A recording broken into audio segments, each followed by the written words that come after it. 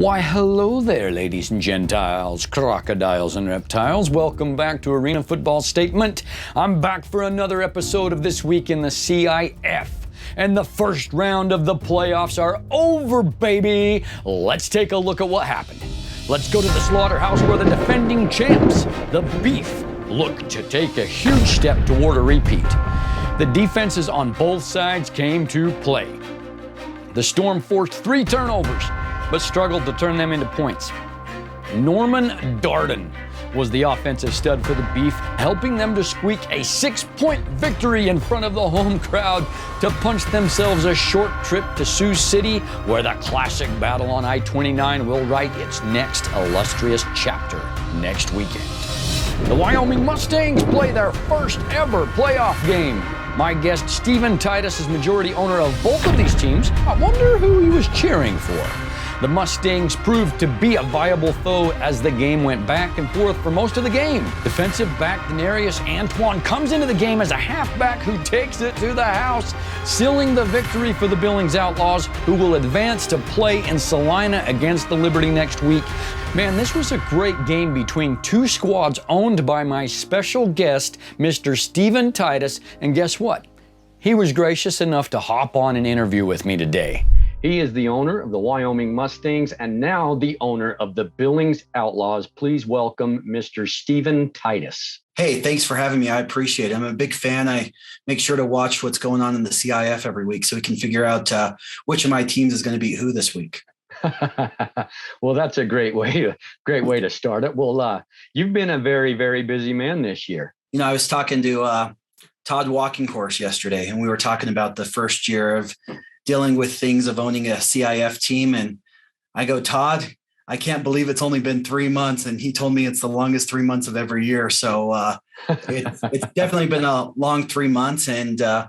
The end is in sight. And I hope that, it's Tuesday afternoon right now. I hope next weekend, I'm hoping that Billings is going to be playing for a championship the following weekend. Well, let's go into that a little bit, if you don't mind.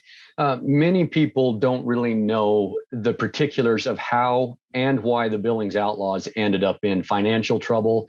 And you stepped in and were able to get approved by the league to purchase the Outlaws and finish out the season with them. Can you go into a little bit of how crazy a transition it's been from an owner's standpoint? It's been an extremely crazy transition. First off, I want to thank the league for allowing the transfer to occur. It was definitely a very quick transition. This all happened. I can tell you this all transpired at the Sioux City game when Billings was playing Sioux City at the Metra. Things started to go down very quickly, and my team was able to step up very quickly, take on Billings. And it just so happened that Billings was playing Wyoming, my first game as owner. And then everything that occurred with the venue not being reserved. So we then went from one fire to another of ensuring that we had a facility in Billings that would meet league standards to hold the game. But I can tell you things are quickly coming into place. Things are going to be where they need to be. And Billings has been an extremely welcoming town. I can't believe how kind the sponsors are, our partners. The players are great to work with. We've had quite a bit of changes that have happened, but I believe that Billings is definitely still the team that it was at the beginning of the season. We have Coach Schmidt coming back in, helping out with the team. Coach Laughlin is our new GM. And then, Theo's been dependent all along to help us on the field to ensure that the team is taken care of. So everything is on the up and up. Things are coming along, and the team is focused on winning in Salina this week. Let's just say Billings does go down to Salina and wins, and Omaha happens to somehow beat Sioux City. That would make the Billings Outlaws host Champions Bowl. What's the chance that they'd be able to play in the old venue? We have the Metro reserved for the championship game, so we'll be playing at our regular stadium, our regular arena. And I can tell you, the Billings Outlaws and the fans of Billings, Montana, the Magic City is going to have one great experience if we're able to pull off that situation. I really hope that everything works out like it's supposed to be, and that we're playing the Omaha Beef at home here in a few weeks. So I guess next week. I'm saying a few weeks. I mean next week. It would be next week, yes. So what's your vision for the Billings Outlaws beyond 2022? Frankly, I want it to be an Omaha Beef or a Sioux City Bandits, one of those teams that's been around and dependable and winning league championships every year. There's the few teams that are good every single season, and I want that in Billings, to be honest with you. I want that in Wyoming. So the goal of my life when it comes to arena football is very, very easy. I want Billings and Wyoming to play each other for a championship one of these days. I would absolutely love for that to happen. And I don't care who wins. I absolutely do not care who wins, as long as it's Billings or Wyoming every year. Wow. Well, that scratches out my next question, which was your first playoff game as an owner featured two teams that you own. How do you decide who to cheer for in that kind of a situation? It's definitely a very difficult and odd situation, I'll be honest. Sure. I was absolutely rooting for the best team to win that game. I really don't care who wins. Even last weekend's game, I didn't care who won. And I told, Theo and Cedric the exact same things before the game started. I don't care who wins, as long as the best team wins. It was a great game. It came down to probably the last 4 minutes of the fourth quarter. And I'll be honest, though, I wanted to see this happen because I thought it'd be great for the fans. As Wyoming, we were down by 9, I think, with a few minutes left. And I was hoping that they would get a touchdown. They'd get a 2-point conversion and the whole game would come down to an Uno. Like, that's what I was hoping for the whole game to come down to. That didn't end up happening, but the best team won. Billings outplayed Wyoming.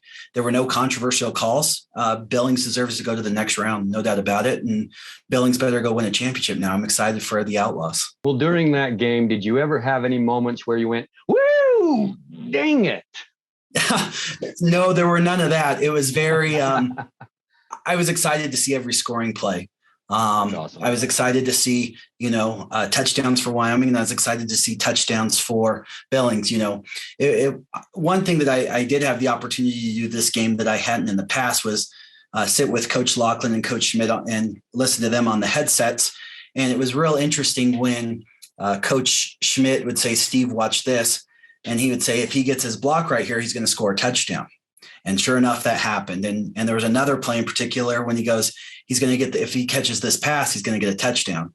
Sure enough, he caught his pass and got a touchdown. So it was a new perspective I hadn't previously had. So it was real exciting being with the guys up in the booth and listening to them call the plays. Well, now that you got that perspective from Brian and you're a seasoned coach, yeah. What does your Billings squad have to do in Salina to punch a ticket to the Champions Bowl this year? They got to be united. Everyone has to be on the same page.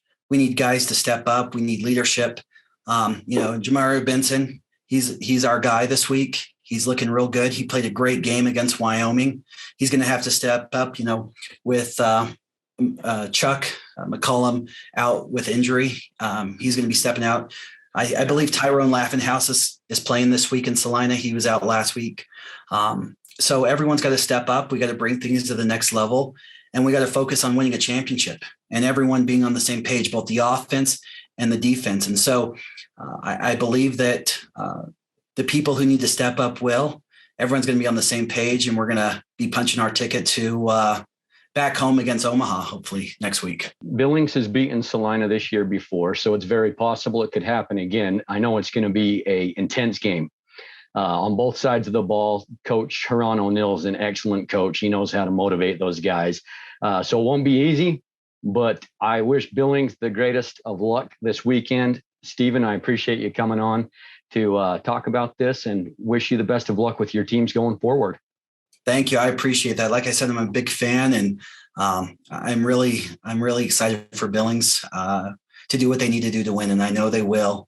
And we're going to be talking here in a few weeks about how Billings is going to be celebrating its first CIF title.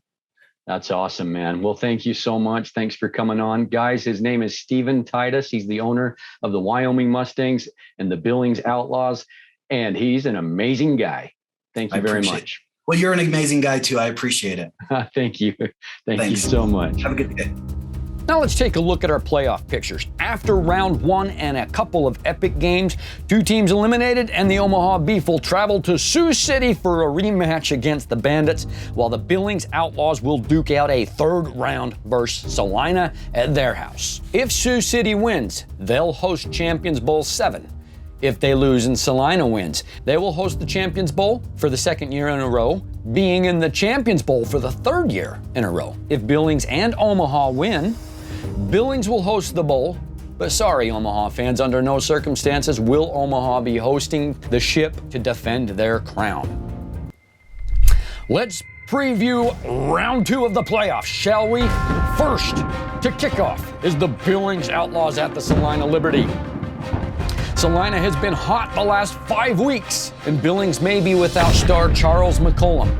But Jamario Benson can fill the role in the number 1 pass offense. Tyron Laughinghouse leads the league in touchdown receptions at 16, and he might be back. Gary Brown is second in the league in TD receptions at 13, and Joshua Best is proving to be a lethal offensive talent.